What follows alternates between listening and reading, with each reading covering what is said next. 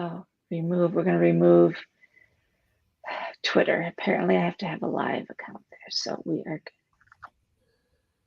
All righty. Well, hello, everyone, and welcome back to another interview today.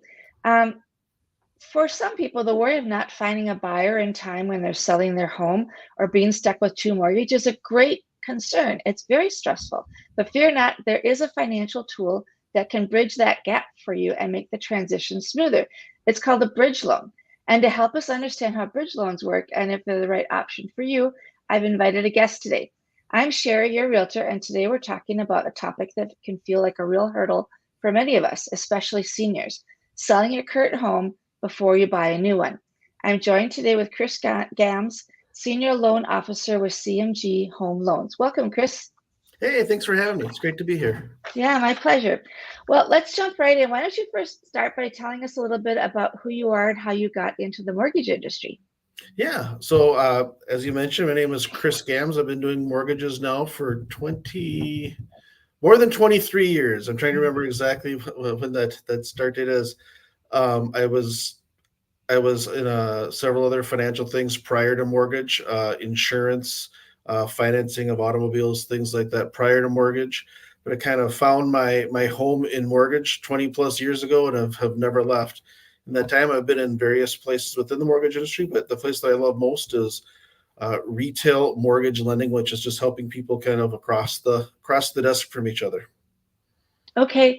Well, it's interesting that you say retail mortgage, like, I guess, as opposed to like commercial lending. Is that what you're thinking about, or Yeah. something different? Yep. No, that's a great point too. Commercial lending is a big part of it. I was thinking more in terms of retail, kind of like local retail, where you meet your clients one at a time in person, or nowadays over the phone or things. Mhm. Versus years ago, I did some lending where it was more across state lines and things like that. So Oh, it's a okay. larger span. So you like the local, which is great. You get to meet your clients more often, which is nice to be able to do that for sure. And get to know the market a little better too, in the very local area too. Yeah, that's true. Because knowing the market value of homes is really helpful when you're lending, as opposed to just blindly doing it. For sure, for sure. Yeah, that makes a lot of sense. Well, why don't you explain to us what a bridge loan is and how it differs from a traditional mortgage?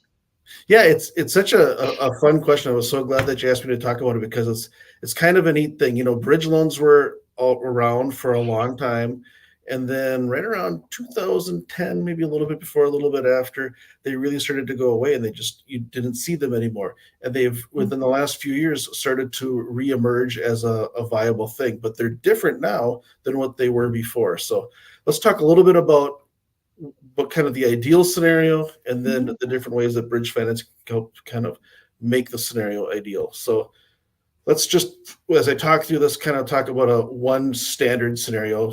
A person like me, maybe somebody in their 50s, they own a home, they've owned it for quite a few years. Maybe the house is worth something, we'll call it $400,000, because they're making payments on it a long time. They only have $100,000 left of payments on it, but now they're getting ready, maybe this year, maybe next year, maybe right away, tough to say, of moving up to their dream home.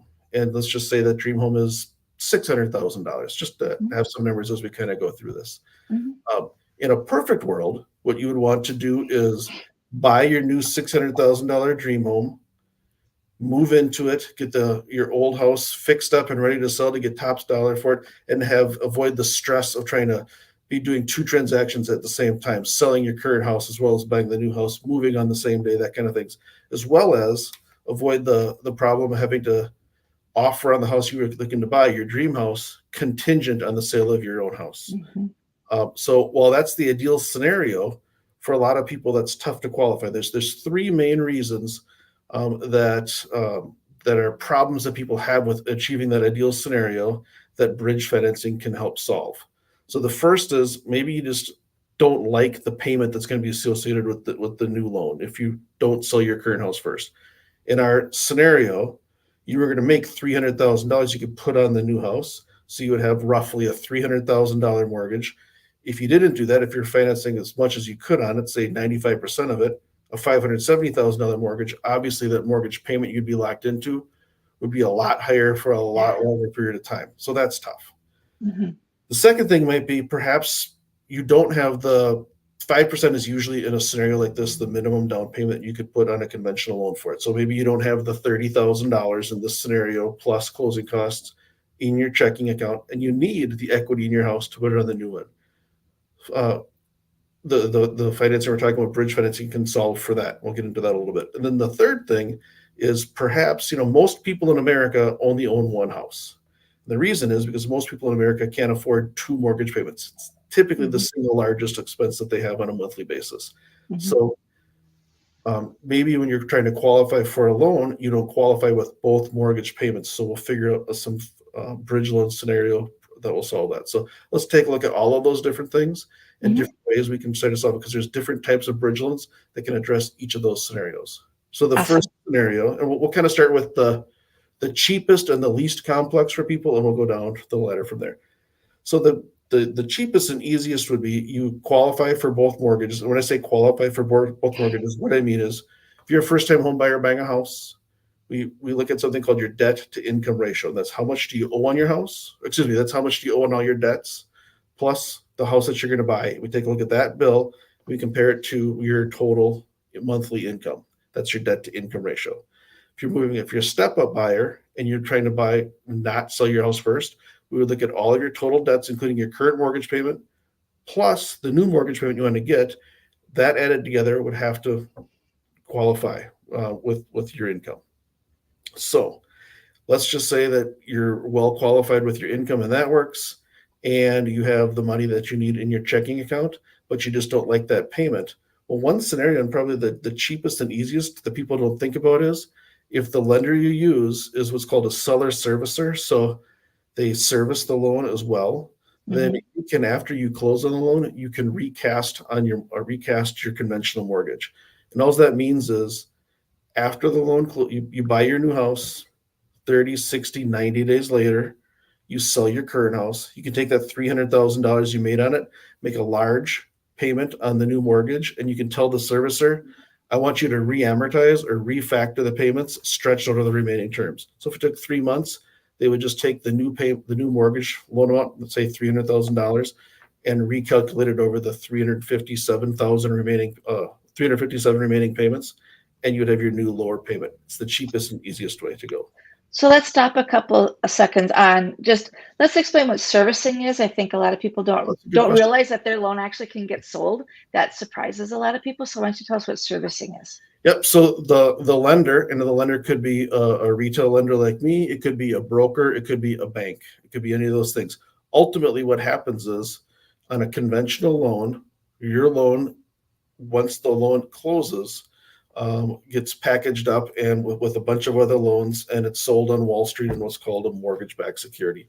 That part's not too important. What's more important is the servicing rights of the people who will take care of collecting your bill, giving the money ultimately to the investor who funded the loan, paying your escrow account or starting up your escrow account, paying your taxes and things like that. That is a loan servicer. And many times the loan servicer is the same as the mortgage company, but sometimes it's not. So PennyMac is a common servicer. Mr. Cooper is a common servicer. So sometimes a month after you close on the loan, you might say, hey, your loan is now you're making payments to Mr. Cooper or PennyMac or whatever that company is. That's all that means. Yeah. And so then what you're saying with this first one, I want to make sure I understand it right. Then I come in 60 days down the road, I've sold my home now. And so they redo the loan, amortizing it. Does it end up being like kind of sort of like if I'd had the money to begin with and now the payment kind of looks like that? Okay. Exactly. The only difference would be, so a 30-year loan, which is kind of a standard normal loan, is 360 payments. If they would do the math for what the payment would be based on the lower amount, based on whatever payments you have left. So if you did it at month 3, they would do it over 357. It's almost the same as 360. The reason that it makes a difference is it's not just the scenario that you can recast. If you hit the lottery 10 years into your loan, you could ask to recast the loan for a dollar amount too. And then that, if it was 10 years, it would be based on 240 months. The beauty of it is versus like a refinance, because a refinance will achieve the same thing, but a refinance, you're going to be paying the title company for closing costs again, you're going to be paying the mortgage recording things again. So while refinance can cost several $1,000s, typically the cost to do a recast is a couple few $100s. Okay, that's good to know. Yeah. So that's kind of the first way. But what if you don't have what if you have the income to qualify, but you don't have the $30,000 in your checking account? There's still a couple other different strategies. And again, these aren't technically in the bridge, but it's in the bridge genre. And if you can do these, it would save the clients more money. So I like to talk about those two, because really that's the most important thing. So Mhm. your clients as much as we can. So there are other ways to get at the money that you could use for a down payment that sometimes people don't think about. You could take a loan against your 401k. It's a short-term loan until you sell the house. If you have investment accounts, most financial advisors will offer something. They depends on the advisor, but they'll call it typically something like a margin account, where you can take out a loan against your own funds, and then you can pay it back. And those can be done within a few days to 7 to 10 days in a 401k loan. Mhm. You pay yourself back once you sell the house. They're very nice. However, not everybody has a financial advisor with an investment account, and some 401ks don't allow you to take a loan against your account to do that. So then we would look at what the next thing would be. And the next most common type of way to bridge that financing would be a home equity line of credit or a bridge home equity line of credit. And I'm going to kind of break those out into two pieces. Mhm. First, a traditional HELOC or home equity line of credit. That would be kind of like for the planner, I would say. The person that maybe they're thinking, you know what, I think we're probably a year, maybe give or take a year away from buying our next place. We want to put ourselves in the best position. If you have that much time, you can go to your local bank or credit union and you can get a home equity line of credit against your current house. You can typically, depending on how credit is, get somewhere between 80 to 90% of the value of the house Mhm. in the form of a line of credit. And until you draw against it, you're not going to accrue any interest or pay any interest fees on that. So that's really nice.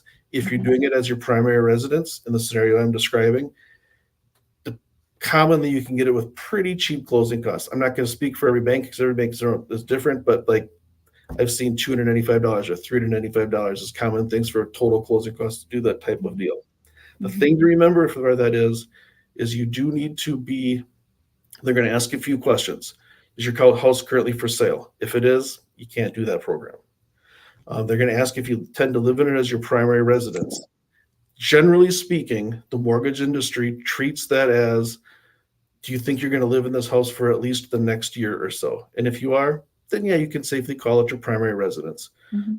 But have a conversation with the banker, because I certainly would not be wanting to advise you to do anything that would be wrong or fraudulent. If you think you're going to sell the house in the next 30 days and you tell them, I intend to live in the house for the long term, that's not following the rules of their No. life. We certainly wouldn't want No. to advise that. So No. that brings us kind of to the next group, and that would be people that want to do a bridge home equity line of credit or a bridge HELOC. There's less banks that do this, but they're definitely out there. And that would just say, hey, the house is already in the market, or I'm planning on bringing the market imminently, and I need the funds for that. So it costs a bank money to write a loan. It costs them to kind of prepare all of the things. So if they know that their time horizon that they're going to make, they're going to collect interest on it is very short, they're going to collect more money up front. So we're on the first HELOC. I said you could get it for maybe $300, maybe $500. This one, they're probably going to charge something, and again, it varies, but I would anticipate at least a 1% of the loan amount as a fee Okay. up front, because they're not going to have the time horizon to recoup their costs. Okay. And then the other thing is that they typically will limit how much equity you can have to right around 75 to 80%. Okay. Does that make sense? Yes, that makes sense. And so that's really helpful to see all the scenarios. One thing I wanted to add to the 401k ideas, if someone does pursue that path, please take a look at the rules about when you have to have that money back by, because you'll get hit with a 10% penalty on that money that you take out if you don't get it back. And I don't know the number off the top of my head. I'm not a financial advisor, so ask your financial advisor if you do that. For But it's a great way to tap into funds that you've got that you just need for a short period of time, and then you put it back. It works out really good. So those are all really great opportunities for people to get the loan that they need. And another cool thing too about bridge loans is you could have one lined up and not need it. Maybe you sell your house fast enough you know. Yes. Yeah. But you've got it figured out so that in case your house doesn't sell, then you're covered. What about you? I'm thinking of like somebody buying their house. So today is it's July. You sell your house in July, and you buy a new one in July. Your payment isn't actually due until September. So that bridge loan wouldn't kick in. Oh no, I suppose it would kick in because that mortgage would be in place for that new home. So you would need that. Yes, but Right. it's a good segue for the last product. So Okay. save that thought. Okay. Just one quick thought on the home equity lines of credit or the HELOCs would be this to remember. So do you remember we talked about one of the reasons that you would do it would be because you just need the cash out of for the next place? Mhm. And a third reason might be you need to make the debt to income ratio piece work. Mhm. One of the risks of the HELOC is we want to talk about the pluses and the minuses, right? We talked about the benefits and then the costs. Well, one of the downsides of doing the HELOC is just like in that first example, we said if you're for the debt to income ratio, you were qualifying, you had to qualify with all of your current expenses, including your current mortgage, plus the house that you're going to buy, and Mhm. compare that to your income.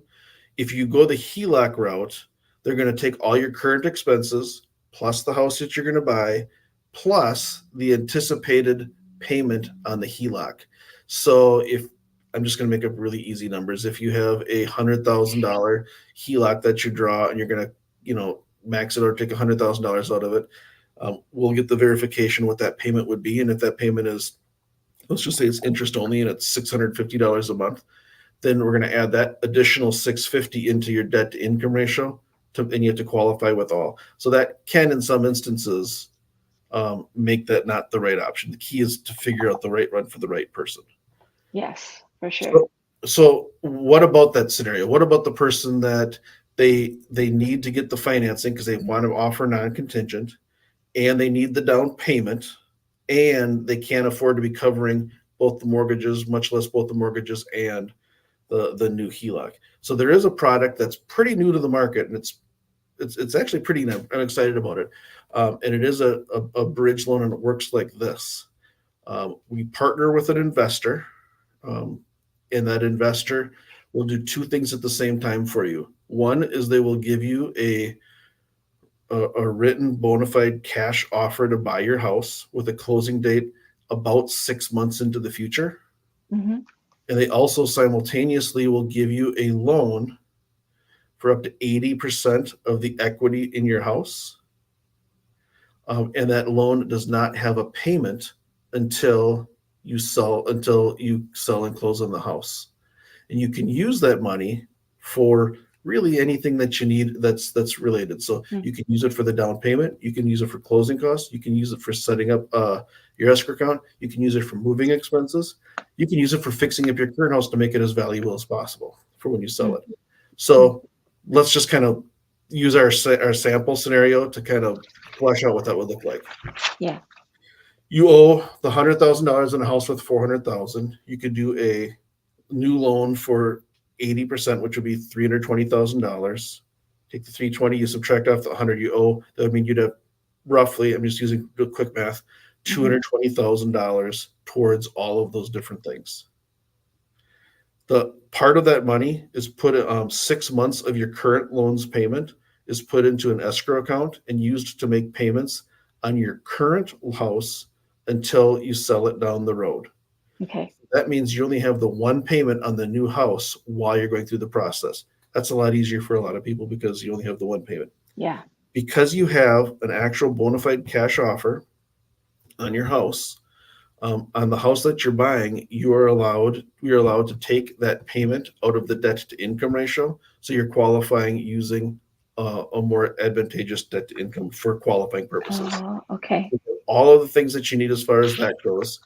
You can exit the house, go into the new one, take your time to do that, get your house fixed up, put on the market, and ready to sell. Okay. I think that last piece is important because I haven't had this, but I've had some peers that have had this where a scenario where, frankly, the current house wasn't going to draw top dollar.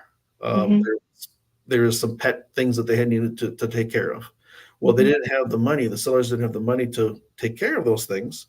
But with this program, they're able to get moved out, get new carpet put in, kind of get that kind of stuff taken care of. they were able to get more money for their house. So Mhm. it worked out really well. Yeah, that's great. And in that scenario, did they end up getting, like, let's say they put $15,000 worth of carpet and paint in there, were they able to get that 15,000 back Correct. out of the house then? Which Correct. is And great. they were able And to sell yeah, it for full. Yeah. yeah, So probably the $64,000 question is how much is it, right? I mean, we talked about the price of all of them. mhm, Of all of them, it's the most complex and the most comprehensive.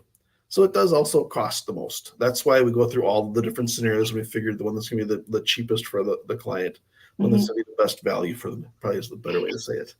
Um, yeah, in general, if you go with a program like that, the cost is about a little over 2%. Typically, it's about 2.25% of the value of the house you're exiting.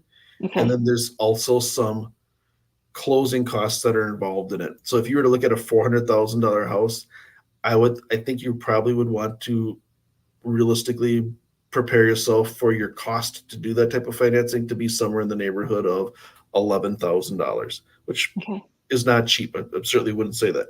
But when you think about it, if in our scenario, the house you want to buy is a $600,000 house, if you were mhm, to be offering on it contingent, you definitely would have to be offering at a premium to beat out any other non-contingent offers, right? right, right, How much of a premium? I mean, Sherry, you're the expert on that. You tell me, but I would think 1% would not be enough. I would think 2, 3, 4, 5% premium to get it. If we just say 2%, that's $12,000. mhm, yeah, Additionally, the house that you're exiting, because you're going to have the time to do it, you're going to be able to get higher value. How much more? Let's just say on the low end of things, maybe 2%, maybe the person who's buying your house is going to not be able to ask for 2% seller pays. mhm, So that's $8,000. So if I think it's pretty realistic to think in our hypothetical scenario that you save about $20,000. So you spend 11,000 to save 20,000. It still is a good value. Plus, not mhm, having to worry about trying to get outbid by other non-contingent offers. Plus, to be able to move without killing yourself all on the yeah, same day. I've done that. yeah, That's very, very stressful. Um, yeah, yeah, and just the flexibility to get 6 months to get things done. Um, yeah, the last thing I should probably say is, I had mentioned at the beginning of it, they make you a bona fide cash offer that's 6 months down the road. mhm, Uh, the investor actually never wants to buy any of the houses. Their goal is structured such that they never do. The goal is actually to give you the 6 months to get your house fixed up, and you sell it. Sherry, you sell the house for them, and mhm, then you just pay off that loan. The okay, the intention of the product is not to actually have the investor buy the house. okay, and that's good to know, because there are cash investors out there that do want to buy the house, Right. and they like to use it for rentals or flip and, sell, that kind of thing. So good. So basically, with all of that, you just need to talk to an expert like yourself, because that's a lot to take in, for somebody, for all the options. But that's why it's important to reach out to someone like a Chris, who understands all of this when you're looking to finance and make that whole move and transition, and he can help you think through the scenarios that are out there that fit your situation, so that you can make a wise decision, for sure. So, yeah, Yeah, good. I agree. I always say that, all the things we talked about, they're just tools. They're tools in a toolbox. The Hmm. most important thing isn't necessarily the tool. It's talking to somebody that knows what all of the tools are and has access to all of them to use them. Hmm. Yeah. So I'm looking at my list of questions here for some things that we could talk about, because you've covered a lot with that, which is fantastic. Um, so I guess what would be reasons you can think of, kind of like the top three pros and top three cons of using a bridge loan?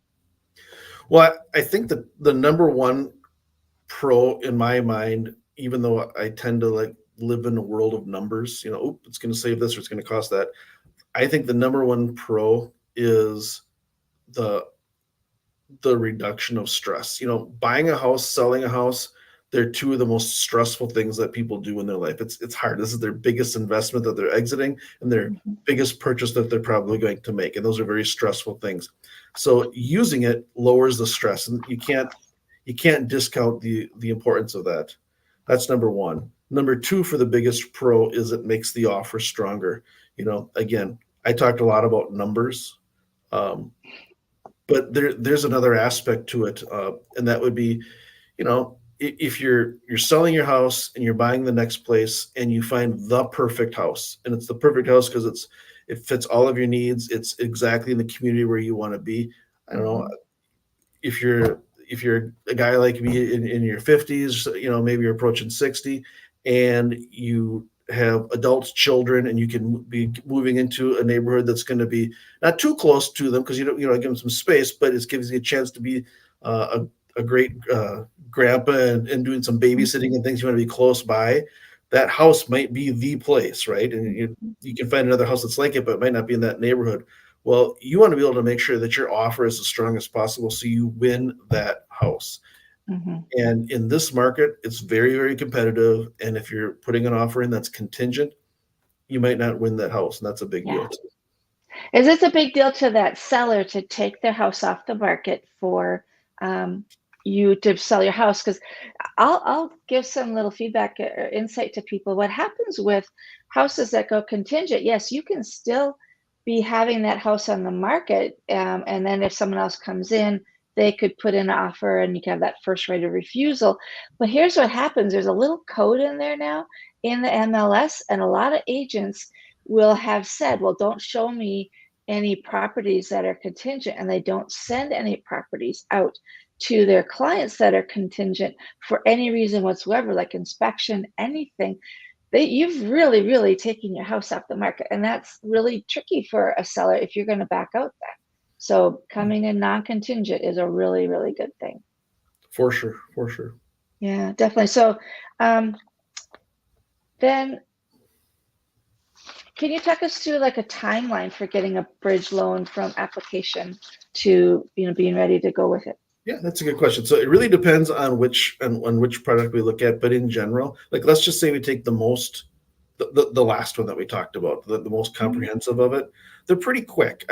Typically speaking, from the time that a person applies for it to the time that it's done, they say they can be done in about 12 days. I usually tell people budget 15 to 18 days, just because there's a holiday in there or something like that. Always, give yourself as much time as possible, but they can be executed pretty quickly.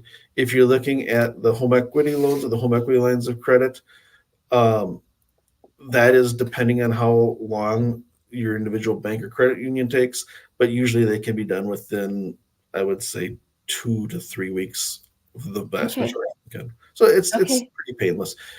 In all those cases, you can, the first step of the process when you're getting ready to buy your new dream home or your new step-up home is to get pre-approved, so you can figure out if it's possible to get pre-approved non-contingent versus contingent, or what those things look like. So all of those things can be addressed and looked at before you start looking at the new dream house. Yes, and one of the things that I require my clients before taking them out house shopping is to get pre-approved, because the worst thing to do with somebody is take them shopping for a home that is above where they can shop, because the finishes are different, and then everything else looks like crap. But the problem is, everything at the price that they can afford looks awesome if you haven't looked at everything else. Now we know, wow, this looks really great in my price range, and I love what I'm finding, instead of being frustrated that it doesn't have these other things. And so I always want to shop where my clients can afford. And in a market like this, I like to shop a little bit under what they can afford, because that way they have some room to go over if they need to, in order to get the house if it gets into a multiple offer situation. Because it's so frustrating to find that dream house and you wish you could have it, but every last penny is the list price, and you're just going to miss out on it. That's just no fun either. That's exactly correct. Yeah. Yeah. So do you have some good success stories of using bridge loans? 1 or 2 stories that might be interesting to share? Yeah. I guess I did one last month. We did the HELOC version of it, and it was a client. This is the example why I say it's important to fit the product with the client. So this was a client that was going through a divorce situation, and we knew this quite a while ago, and we were able to put him into or advise him to do a HELOC with his local credit union. Even though it wasn't me, that's totally okay. The most important thing is that we figure out the most affordable way for the client well in advance, as we knew all of the things were taking place. So over the course of time, once the divorce was finalized, once everything was done, we were ready to go. He was able to make a very, very aggressive, non-contingent offer on a house that ended up being perfect. It was close to where it was kind of central between where his folks and his brother lived, so it was really nice that way. It fit all the things on the list that he really desired, and it was a gorgeous house. He was able to get it, and he's getting ready to put his house on the market now to get it perfect so he can get top dollar for it. That's awesome. That's a great story. Yeah, those are scenarios that people don't think about either. There's a million different ways and reasons people are looking to buy and sell homes. And so that's where it's wonderful to work with seasoned professionals like a Chris when you're talking about the loans, because you know the different products that are out there. You know you have good resources to refer people to if they need help with something. And so there's just a lot to be said about working with a professional when you're trying to navigate all of this. The key So is great. the network, right? Yes, the network is really important, and having those relationships and knowing the people that you can count on, because there's nothing worse than going, well, you need to go get this, but I don't know who, and good luck with that, because, you don't want someone to treat your client badly or not come through for you. And so having that network, and I'm sure you have a vast network of people to tap into to do just the right thing for your clients. Yeah, absolutely. Which is great. Any last thoughts before we wrap this up? No, this was fun. I appreciate you inviting me so much. Yeah, my pleasure. It was great to learn more about bridge loans. And we actually almost had to do that one time ourselves, and that's a long story. We don't need to go into that today, but we didn't need to do it, but it was interesting. So anyway, well, thank you so much for your time, Chris. I hope that was helpful for people who are watching this, and I will include your contact information in the show notes for sure. Any other resources or anything you want to point people towards? No, I would say if you Google my name, all of my information will be on it, and I will be more than happy to help you. Thanks. Absolutely. And like I said, I'll have your contact info in the show notes as well. So thank you, Chris, and thank you for watching today. We'll be back soon with another show. Thank you. Thank you. Let's see, turn off the live.